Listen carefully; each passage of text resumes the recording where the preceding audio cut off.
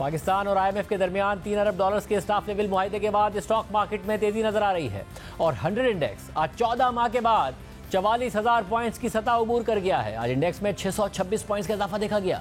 IMF का executive board 12 जुलाई को पाकिस्तान को कर्ज प्रोग्राम का मामला देखेगा, जबकि स्टाफ लेवल मुआहदे के बाद से ही पाकिस्तान के बैनुल-अक़वामी बॉन्ड्स की कदर में भी मुसलसल बेहतरी देखी गई है। जबकि अब से कुछ देर पहले जारी किए गए अदाद-ओ-शुमार के मुताबिक गुज़िश्ता हफ्ते स्टेट बैंक के ज़र मुबादला के ज़खायर में मजीद 39 करोड़ डॉलर्स का इजाफा हो गया है और वो 4.5 अरब डॉलर्स पर पहुंच गए हैं।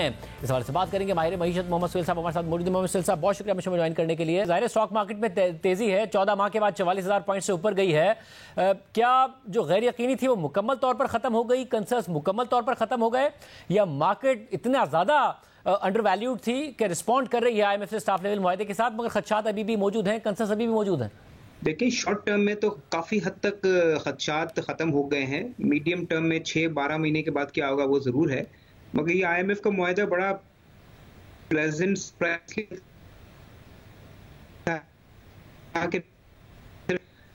ड्यूरेशन 9 माह बढ़ गया और अभी जो पहली प्रेस रिलीज आई है उसमें कोई भी ऐसी बात नहीं की गई कि जो खतरनाक हो।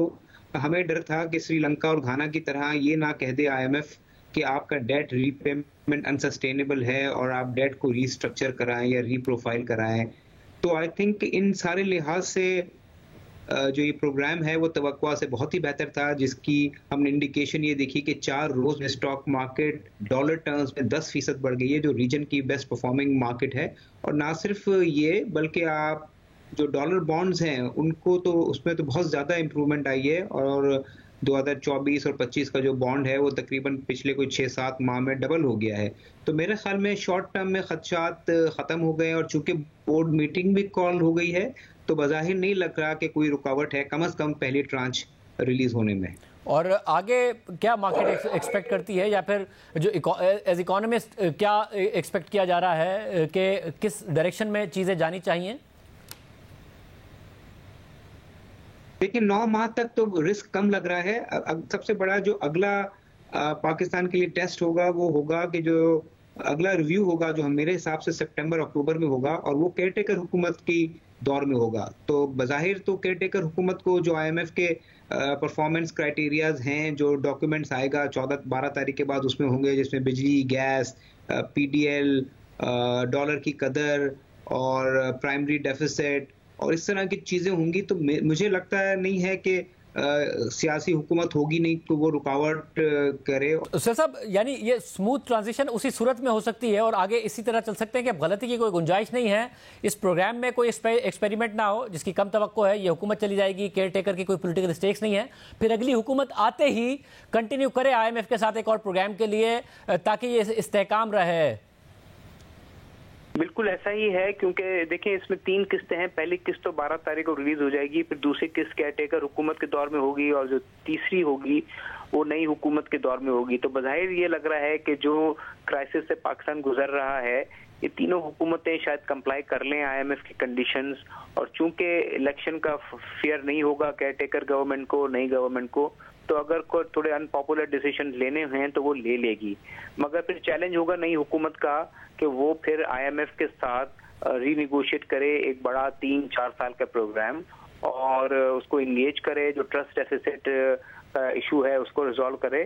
तो मेरे ख्याल में पाकिस्तान इस क्राइसिस से निकल सकता है, मगर सारी जो रिस्पॉन्सिबिलिटी होगी वो फिर आने वाली नई हुकूमत पर होगी। अच्छा, मगर 22% की शरह सूद और ज़ाहिर आईएमएफ की बड़ी सख्त शराइत हैं। ये जो 1% का इजाफा किया वो भी वज़ीर ख़जाना ने हमारे प्रोग्राम में बताया कि उनके डिमांड पर ही किया गया आईएमएफ के। तो इन्वेस्टमेंट होना, मुआशी तरक्की होना ये मुमकिन हो सकेगा, या आपको लगता है कि मीडियम टर्म में बेस इफेक्ट किक इन करेगा, इन्फ्लेशन नीचे आएगी, ये इंटरेस्ट रेट्स भी नीचे आ रहे होंगे, तो स्टेबिलिटी और फिर ग्रोथ की तरफ जा सकते हैं? नहीं, अगर ये 6-8 महीने इस प्रोग्राम को अगर ये तीनों हुकूमत कंप्लाई कर लें और गुजार लें तो मुझे तो बहुत उम्मीद है कि अगले साल के शुरू में या मार्च में 2024 के बहुत तेजी से महंगाई भी कम होगी जो होना शुरू हो गई है और इंटरेस्ट रेट भी कम होगा। हमने श्रीलंका में भी यही देखा कि सितंबर-अक्टूबर में 70% था और अभी वहाँ जो है इन्फ्लेशन कोई 15-20% हो गया, जिसकी वजह से इंटरेस्ट रेट भी वहाँ बहुत कम हो गया है। तो मेरे ख्याल में अगर पाकिस्तान रिजर्व की पोजीशन को मेंटेन करता है और आईएमएफ के टारगेट्स को पूरा करता है और ये स्टैंड बाई का शॉर्ट टर्म प्रोग्राम पूरा करता है, तो 2024 के शुरू में इंटरेस्ट रेट भी कम हो सकता है और इन्वेस्टर्स कॉन्फिडेंस भी दोबारा बेहतर हो जाएगा और इन्वेस्टमेंट जो आप कह रहे हैं नहीं हो रही है इंटरेस्ट रेट हाई होने की वजह से, वो भी शुरू हो सकती है।